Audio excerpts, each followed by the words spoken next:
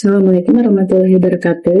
Perkenalkan, nama saya Wesyan dari Skila. Saya mahasiswa program studi hukum ekonomi syariah Fakultas Syariah dari Universitas Islam Negeri Raden Mas Said Surakarta dengan NIM 232110019 kelas 5D.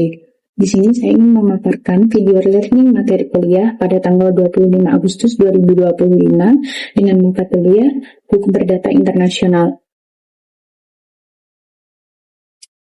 Langsung saja kita masuk pada materi yang saya dapatkan selama mata kuliah berlangsung. Yang pertama ada pengertian dari hukum perdata internasional.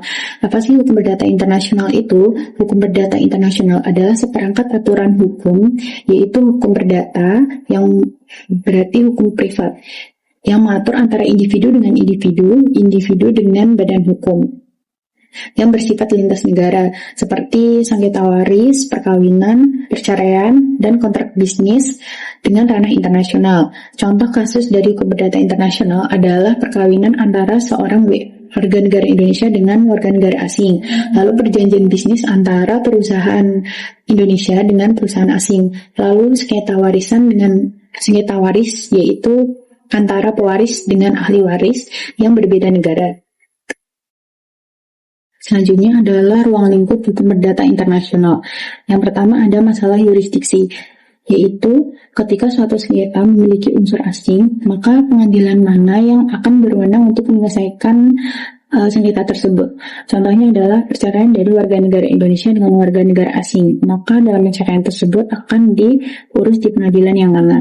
Selanjutnya adalah masalah pilihan hukum atau choice of law, yaitu ketika suatu sengketa memiliki unsur asing, maka hukum mana yang akan berlaku dalam menyelesaikan sengketa tersebut. Contohnya perkawinan antara warga negara Indonesia dengan warga negara Belanda yang dilaksanakan di Singapura. Dalam pernikahan tersebut terjadi sengketa, sehingga dalam sengketa tersebut akan diberlakukan hukum yang mana? Hukum Indonesia kah, Belanda kah, atau Singapura? Selanjutnya yaitu masalah pengakuan dan pelaksanaan putusan pengadilan asing, yaitu ketika suatu sengketa memiliki unsur asing, maka dalam putusan sengketa tersebut dilaksanakan di pengadilan luar. Nah, dalam putusan pengadilan luar tersebut apakah tetap berlaku di Indonesia? Contohnya putusan cerai di Australia antara warga negara Indonesia dengan warga negara Australia, maka dalam putusan cerai tersebut apakah tetap sah di Indonesia atau tidak? Selanjutnya ada sumber hukum perdata internasional. Yang pertama ada peraturan nasional, yaitu yang tercantum dalam KUH Perdata, Undang-Undang Perkawinan, Undang-Undang Kewarganegaraan, dan lain-lain.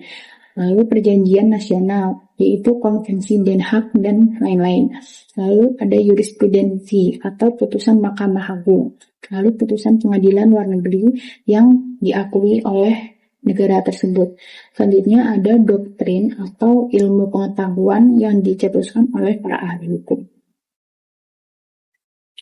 Baik, itu saja yang saya dapatkan selama mata kuliah berlangsung.